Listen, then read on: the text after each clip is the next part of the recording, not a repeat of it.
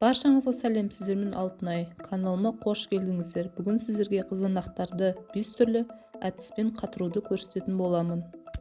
Ол үшін қызанақтарды жуып, кептіріп, бірінші әдіспен қатыратын боламыз. Яғни ол үшін осылай дөңгелек пішінді ретінде пиццаға немесе запеканкаға кесетін боламыз. Содан соң контейнер немесе мұздатқышқа сиятын ыдысқа салып қатырамыз. Бір-бірінің үстіне қоймаңыздар, ал қойған жағдайда целлофан төсеп салыңыздар. Сол кезде екінші қатарына біртіндеп қойсаңыздар болады. Дәл видеодағыдай жасасаңыздар болады. Ал енді екінші әдісі ұсақтап турау әдісі. Мен оны тағамға қосуға ыңғайлы етіп турап алдым. Кейін контейнерге салып немесе тақтайға салып қатыра берсеңіздер болады. Тақтайға салмас бұрын целлофанды тақтайдың үстіне төсеп алыңыздар. Кейін қызанақтардың бетіне қойып, содан кейін барып мұздатқышқа салыңыздар. Целлофанда тұрған жағдайда қызанақтарымыз қатырылған соң тез алынатын болады. Яғни оңай алынатын болады. Мінекей мен бір контейнерді екі бөлікке бөлдім. Бірінші бөлігіне пиццаға, запеканкаға арналғаны, екінші бөлігі әртүрлі тағамға арналған, ұсақтап туралған қызанақтарым арасын ашып орналастырдым. Сіздерде солай бір контейнерді үнемдеп пайдалансаңыздар болады. Ал енді үшінші әдісіміз, қызанақтарды кепкен соң керек емес жерлерін кесіп тастаймыз. Содан кейін әр бөлікке бөліп кесіп шығамыз. Одан кейін майдалап турайтын боламыз. Бұл бізде вермишель, кеспе тағамдарға жақсы барады.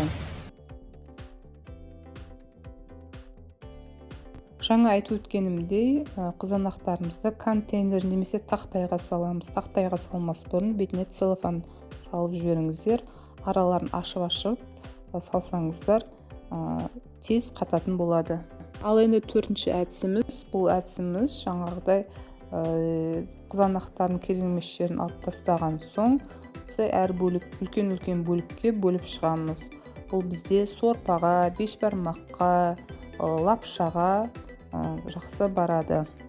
Екі бөлікке бөлдім және де үлкен қылып тураған қызанақтарды араларын ашып орналастырдым.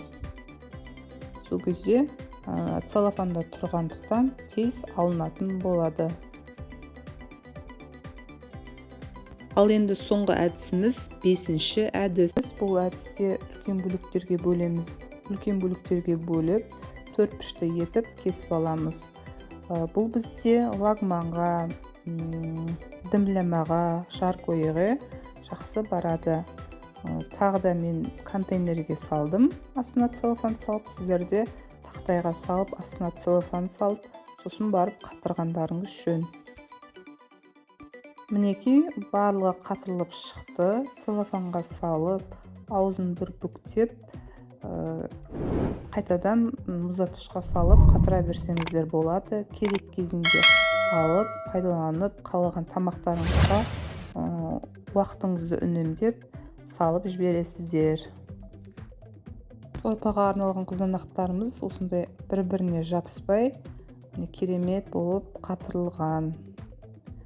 Дәл мен сияқты жасап көрсеңіздер, бір-біріне жабыспай, күшті болып шығады. Мына бізде ұзынша етіп турағанбыз, міне қатырылып шықты. Міне қараңыздар, оңай алынып жатыр.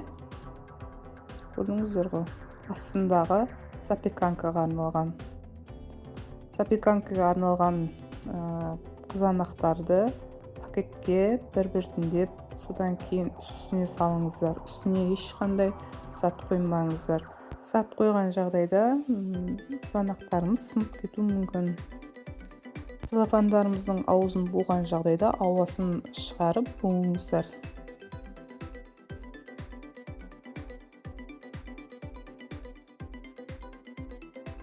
Мінекей барлығы қатырылып шықты.